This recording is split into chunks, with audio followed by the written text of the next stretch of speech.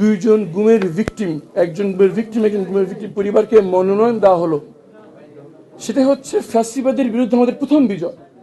কারণ আমাদেরকে গুম করা হয়েছিল, ফ্যাসিবাদ মনে করেছিল আমাদেরকে গুম করার সাথে সাথে আমরা ধীরে ধীরে মানুষের মন থেকে মুছে যাব, ইতিহাসের পাতা থেকে আমরা হারিয়ে যাব।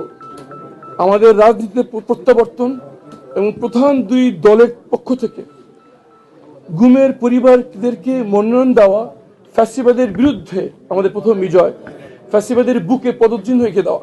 সুতরাং প্রথম বিজয় আমাদের হয়ে গেছে। দ্বিতীয়ত হচ্ছে আমাদের যে রাজনৈতিক কালচার, সেটি অন্ধকার কালচার, হানাহানি, বিদ্বেষপূর্ণ ব্যক্তিগত আক্রমণের কালচার। আলহামদুলিল্লাহ এই পর্যন্ত আমরা নিশ্চিত করেছি যে আমাদের কোনো ধরনের ব্যক্তিগত আক্রমণ থাকবে না, কোনো কাদা ছোড়াছুড়ি থাকবে না, থাকবে না কোনো হুমকি ধামকির ব্যবহার। আমাদের প্রতিযোগিতা হবে কে কত বেশি মানুষকে সেবা দিতে পারে, কে কত বেশি আমাদের যাদেরকে আমরা প্রতিনিধিত্ব করছি তাদের সমস্যার একটি সৃজনশীল সমাধান দিতে পারে। এখন পর্যন্ত আমরা দুই প্রার্থী একসঙ্গে কাজ করছি এবং নিশ্চিত করছি যে আমরা একটি নতুন রাজনৈতিক ধারার প্রত্যাবর্তন করব। এখন পর্যন্ত আমরা সেটা মেনটেন করে চলছি। আলহামদুলিল্লাহ অন্তত ঢাকা আসনের ব্যাপারে আমি সম্পূর্ণ আত্মবিশ্বাসের সাথে বলতে চাচ্ছি যে এখানে আমরা কোনো ধরনের সংখ্যা দেখছি না।